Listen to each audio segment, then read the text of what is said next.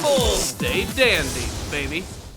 Just when you thought it was over, the Otstsuki invasion continues. That's right, another brand new member of the mysterious intergalactic ninja clan has reared their spiky ass heads, and that's all what's going down in the latest episode of Boruto Naruto Next Generations. But before we begin this review, if you're liking my content, please consider subscribing to the channel for more videos just like this one. If you want to go the extra mile, please also consider checking out my Patreon page. Remember, first-time donators, I'll review an anime series of your choosing. But let's go ahead and jump into this episode right here, which was remarkably interesting because, again, while it is a straight adaptation of the Boruto manga series, there are a lot of really new additions to this episode, many of which I am really digging, and most of that is all with the character of Boro. I really love the fact that they're building him up, just the fact that he's not just another member of the group who's gonna have crazy powers and be just another obstacle for our characters to go through,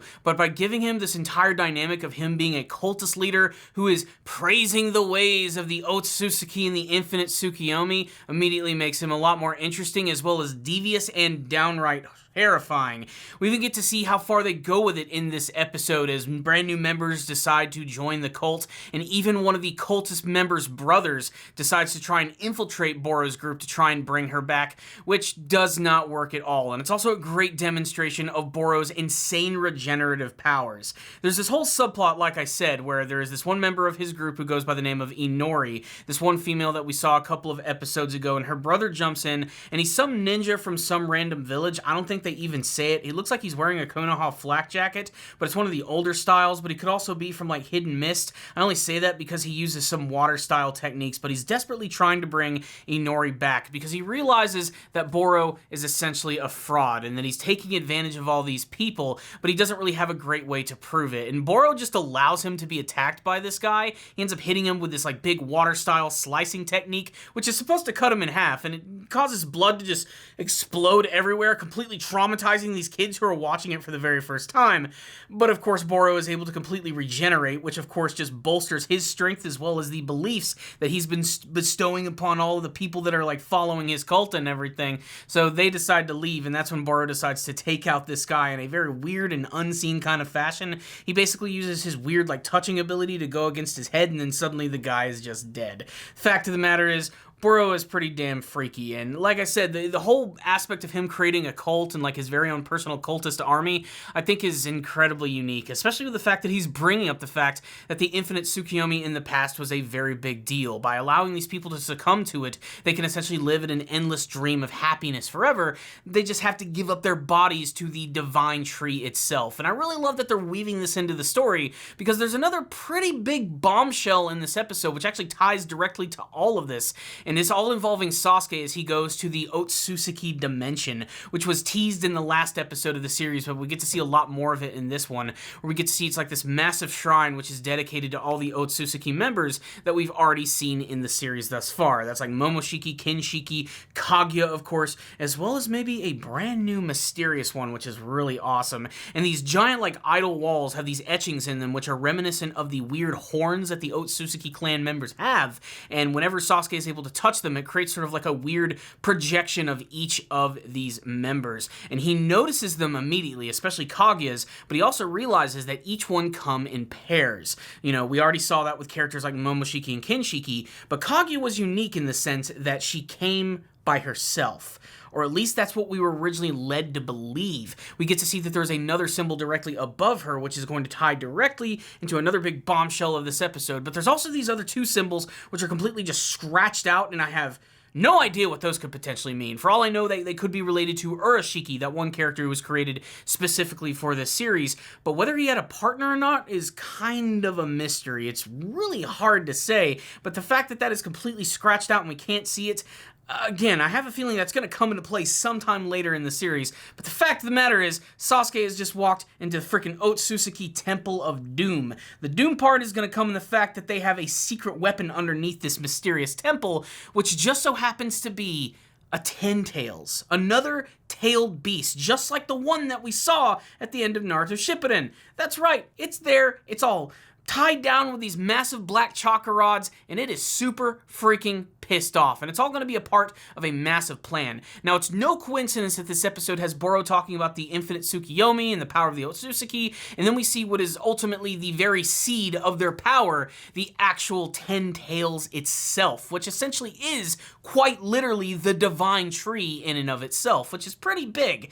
But then we get the return of Jigen, who returns in this episode and starts to siphon the chakra from the 10 Tails and talks about the fact that he needs these vessels so that he can be devoured by this creature in order to utilize its true power. Now, this is going to lead to a lot of questions for people who are probably watching the anime-only version. For people who read the manga, it's all going to make perfect sense. But still, it's pretty crazy. We get to see when he's actually, like, taking this chakra from the 10 Tails, that he suddenly starts to transform, and a weird horn starts to grow out from the top of his head, and it just so happens to resemble the one that Sasuke was seeing, this other mysterious member who was tied with Kaguya. If you can put the pieces of the puzzle together, it's very obvious that Kaguya did not come to this planet alone. There was someone else with her, and it just so happens to be this brand new, mysterious Otstsuki member.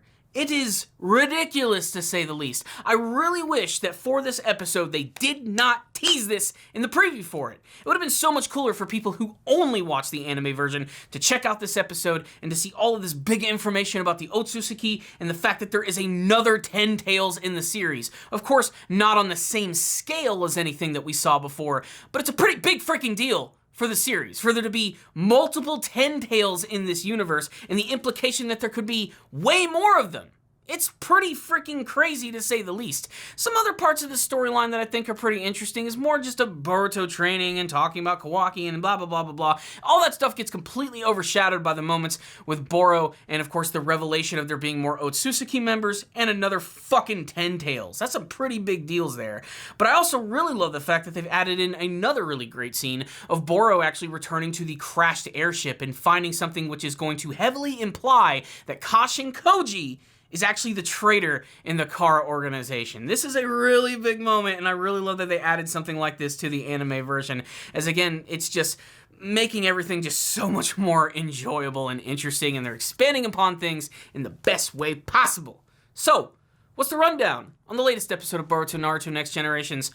I really enjoyed this episode. It might be one of the most important episodes of Boruto thus far, if only for the fact that we're getting some big answers about the Otstsuki clan and the fact that there are multiple 10 Tails in this world, which all seem to serve a singular purpose. And it's all tied directly to the Otstsuki, their clan, their life cycle, and how they take over a planet. That's all some really massive information, and, you know, it's appreciated because I think one of the weakest elements of the end of the original Naruto manga and the anime Naruto Shippuden was the fact that all of the stuff with Kaguya, while they did kind of build up to it a little bit, mostly just sort of popped up at the very end of the series with very little fanfare and not much expansion. This series is doing a great job of little by little showing how important those elements are. Yes, they can be considered massive retcons, but it doesn't matter. They're giving some weight to those moments so that when you go back and you watch them, you might even get a completely different feel about it. Go back and read the original ending of Naruto and all the stuff with the beginning of, the Kaguya and her introduction and everything. By watching this content right here, I think makes you appreciate it just a little bit more. And again, it's also just really grand and crazy and cool and in that weird sort of quasi-cosmic kind of way. Introducing aliens and the weird freaky monsters that they breed so that they can take over planets. It's so outlandish and strange, but it does work in a show with ninja and mystical abilities and all that type of thing. It does work. And now that they're starting to make some more sense of it, I can actually accept the whole Kaguya thing just a little bit more, and I think that that's pretty freaking cool in and of itself. But, aside from all of that, I think Boro, again, is just continuing to be one of the best developed villains from the Kara organization, if only for the fact that before in the manga version, while he was really cool, it mostly just revolved around the fact that he had cool powers and he had a big, burly, badass design. Here, they're showing a lot more cunning and miss to his character to show that he's not just all muscle. He's very smart and calculating in what he's actually planning. You know, it takes a lot to run a giant cultist organization. You just can't use muscles to make that happen, and the way that he's manipulating these people is surprisingly terrifying and creepy. And that display of his crazy powers to regenerate was also pretty freaking cool. That was some Wolverine shit right there, and I really liked it. Otherwise, I thought this was another great solid addition to the series, and it seems like things are only going to get even crazier from here, especially for the preview for the next episode, which honestly, I thought they were going to hold back on some of this stuff. It looks like we're going to be moving into the next major part of the series pretty soon. We got to see some more teases of that in this episode, like when Jigen was taking the power of the Ten Tails. You could see that his karma mark was starting to cover his entire body. So we're definitely going to see more of that. We've already seen some hints of that, but the fact that we actually got to see that like weird Otstsuki horn coming out of his head, like I said, just put the pieces of the puzzle together and you can figure out what's going on here. Production value wise, pretty solid looking episode of Boruto overall. I think the moments that really hit home the most was definitely all the moments with Sasuke in this brand new location. The dimension looks really cool and otherworldly. It was really cool to see like this giant monument to the Ottsukis themselves with their distinctive designs around it. The Ten Tails is just a weird, creepy, amorphous monster with a giant eyeball. It looked creepy before, it looks creepy now, and I just can't wait to see more from that. The Jigen transformation and Boro just chews the scenery every single time he is in a scene. It's just really great stuff.